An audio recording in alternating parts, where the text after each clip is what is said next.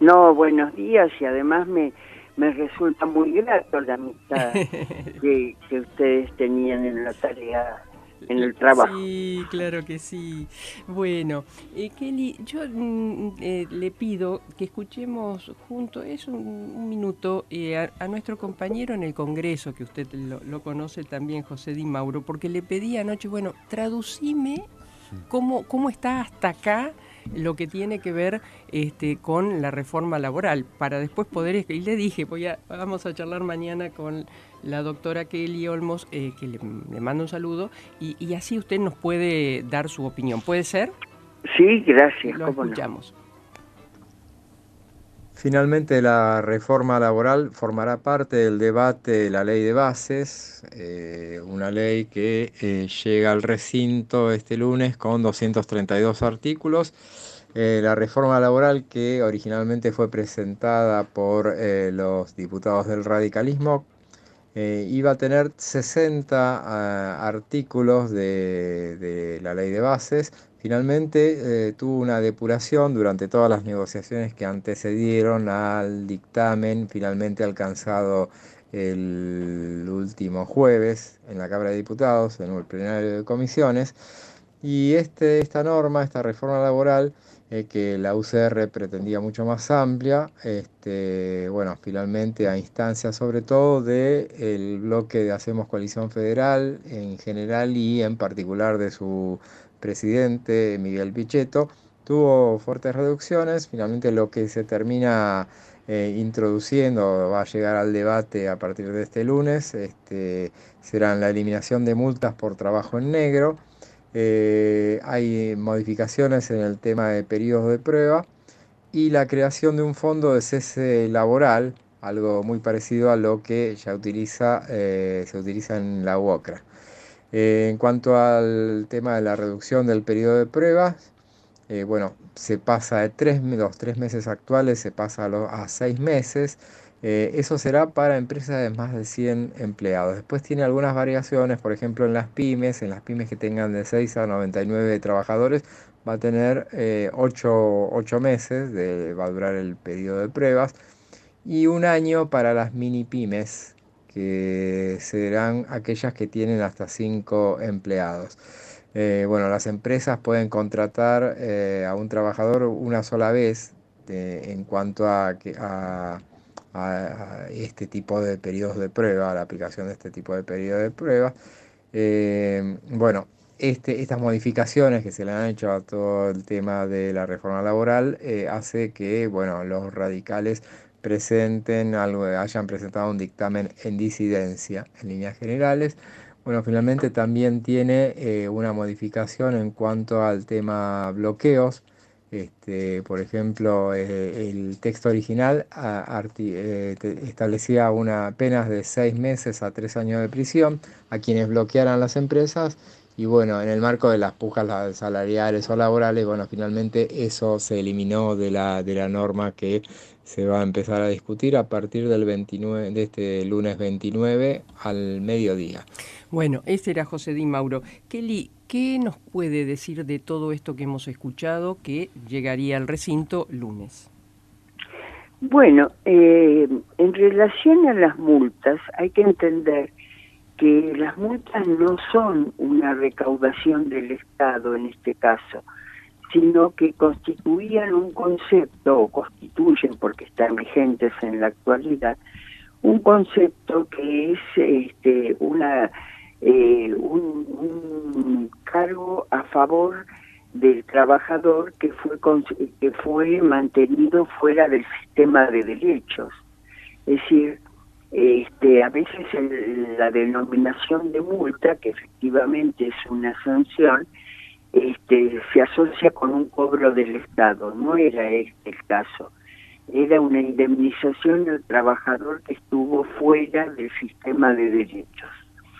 Y su eliminación lo que hace es diluir la frontera entre trabajo formal e informal. Es decir, reduce la sanción por contratar trabajadores de manera informal o fuera del sistema de derechos. En relación al periodo de prueba, el problema es que un periodo de prueba excesivamente largo y asociado a una gran rotación, yo tomo un trabajador fundamentalmente para tareas de poca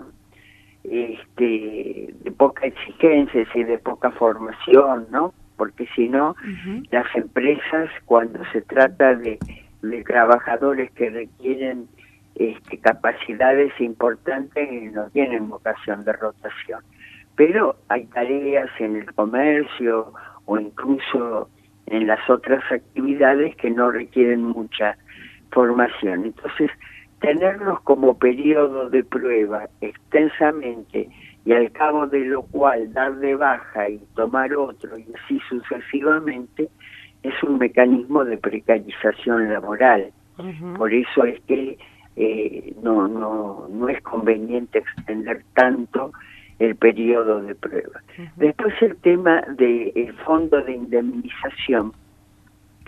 Entiendo que está puesto como optativo. ¿Por qué optativo? Entiendo también que es optativo, ¿no? Porque no sé si en todos los gremios esto se puede hacer.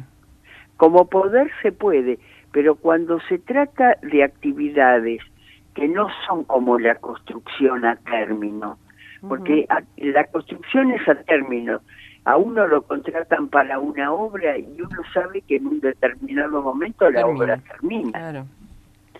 Entonces, pero en otras actividades que son de relación indefinida, por ejemplo, los aceiteros, la siderurgia, que es constante. Es constante, efectivamente, no es a término. Entonces, ahí el fondo resulta financieramente caro. Por eso es que lo ponen optativo, porque saben perfectamente que hay muchísimas actividades para las cuales un fondo como el de la UOCRA resulta caro. Pero además no es solo caro, sino que en el sistema actual las empresas lo que hacen es previsiones por despido.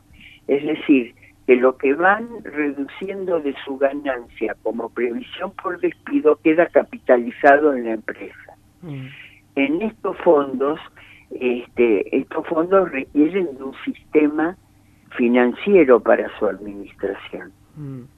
Es decir, se transfieren los recursos de la empresa a un sistema de administración de carácter financiero. Y lo más grave que Perdón, Kelly, ¿y esto es fuera de, o sea, este sistema financiero, quién lo maneja? Y tiene que ser alguna entidad específica.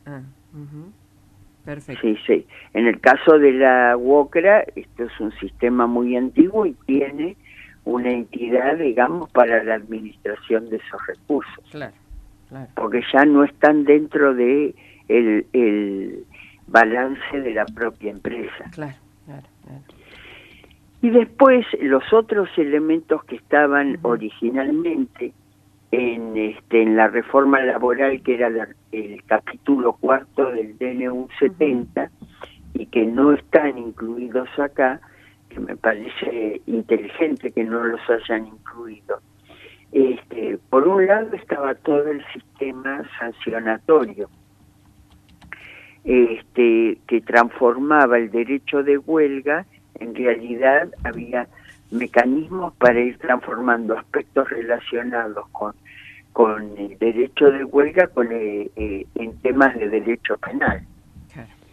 Entonces me parece muy adecuado, digamos, que teniendo en cuenta que el derecho de huelga está instituido en nuestra Constitución en el artículo 14 bis, no se lo tome no se lo penalice. Hay un aspecto que es muy importante, que es lo de actividades críticas, ¿no?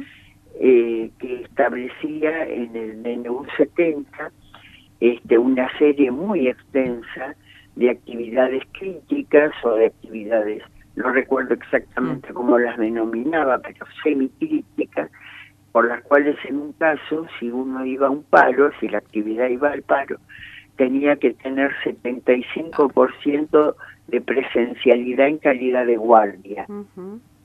y en el otro el 50%. Es decir, que prácticamente reducía significativamente el derecho Perdón, de Kelly, huelga. son las llamadas esenciales. Esencial, actividad esencial, sí, Ujú. sí. En un caso obligaba a una guardia del 75% y en el otro caso del 50%, Ujú. afectando muchísimo lo que es efectivamente el derecho de huelga. Hoy en la actualidad hay un sistema referido a eso, pero que solo se toma muy puntualmente y está instituido fundamentalmente para actividades portuarias que puedan afectar el comercio exterior, Ujú. pero acá se quería incluir todo lo que es transporte, todo lo que es educación, salud, etcétera. Prácticamente se eliminaba el derecho de huelga en esos casos muy masivamente. Esto salió también. Aparentemente sí. Claro, claro.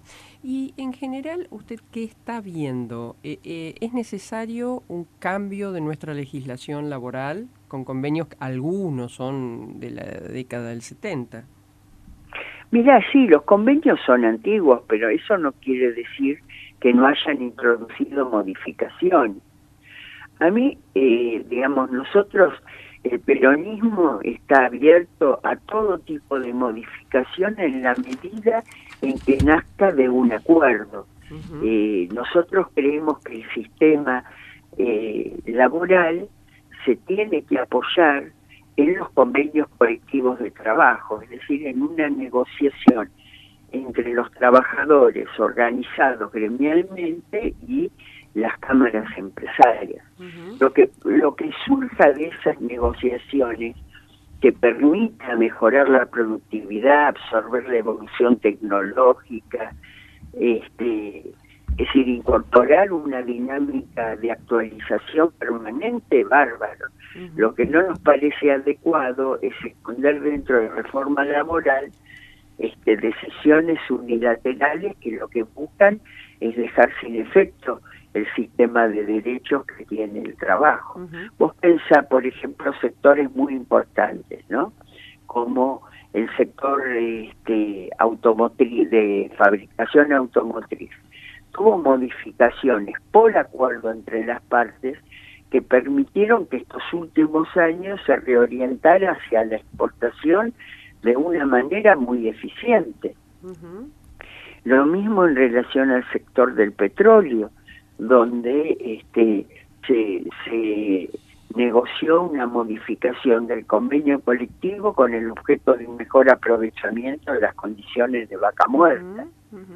Es decir, no es cierto que los convenios se mantengan congelados. Y lo que para nosotros es importante es impulsar las actualizaciones que son necesarias porque el proceso de incorporación tecnológica es permanente, pero la condición es que sea siempre sobre la base de una negociación tripartita.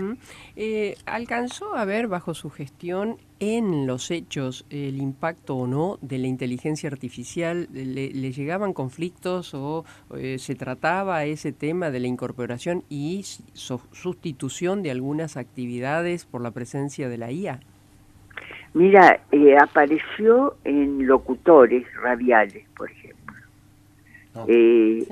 Digamos, emisoras de radio que iban reemplazando una parte importante de su dotación de locutores por inteligencia artificial. Y nosotros siempre tratamos de encauzarlo por la vía de la negociación. Después todo lo que es automatización, digitalización, eso claramente hoy es de carácter generalizado en el mundo laboral, así que sí, que era permanentemente estaba incorporado y se intentaba trabajar sobre eso, igual que el trabajo a distancia, que ustedes saben tenemos una legislación específica que exige además que se incorpore específicamente con las características de cada tarea y tratamos de impulsar que eso avanzara en varios sectores. Kelly, ¿qué lectura hace política de la marcha del otro día? Bueno, yo creo que fue contundente, tan contundente como el reconocimiento que debemos tener en la Argentina, que hay pocas políticas de Estado como la educación, y en particular la educación universitaria en su autonomía y su gratuidad, ¿no? Es decir, es una política que ya quedó tan incorporada en la Argentina que eso no implica no rediscutir, pero sí implica que que las modificaciones no se pueden introducir vía asfixia presupuestaria, porque el gobierno intentó asfixiar presupuestariamente a las universidades. Es decir, la sometió a un recorte absolutamente arbitrario y contrario a lo que establece nuestra Constitución Nacional, que establece que es una responsabilidad del gobierno el financiamiento del sistema universitario. El primero, estamos muy cerquita, 1 de mayo, que bueno, a veces fueron fechas o días de festejo, otros días no tanto. ¿Cómo lo ubica este próximo 1 de mayo en la República Argentina? Mirá, lamentablemente en un día de movilización y de protesta, porque el gobierno actual del doctor Milei eligió la recesión y el incremento de la desocupación como mecanismos de estabilización económica. Entonces nosotros, yo no voy a negar que tuvimos graves problemas económicos y una inflación que afectó a muchos argentinos, en particular a los sectores informales e independientes, pero acá se multiplicó la inflación con una decisión devaluatoria del 120% cuando asumió el doctor Milei, y se tomó el recorte presupuestario en sectores que impactan mucho sobre el nivel general de actividad, como es, por ejemplo, la obra pública, esto de las transferencias a universidades, a gobiernos provinciales, a los jubilados, que son la afectación al nivel de ingreso de los jubilados es la mitad del ajuste presupuestario que está haciendo el gobierno. Y en el caso de las transferencias a provincias, impacta en el nivel de obra pública y también en la remuneración fundamentalmente de su sector docente, donde se eliminó el financiamiento para el incentivo docente.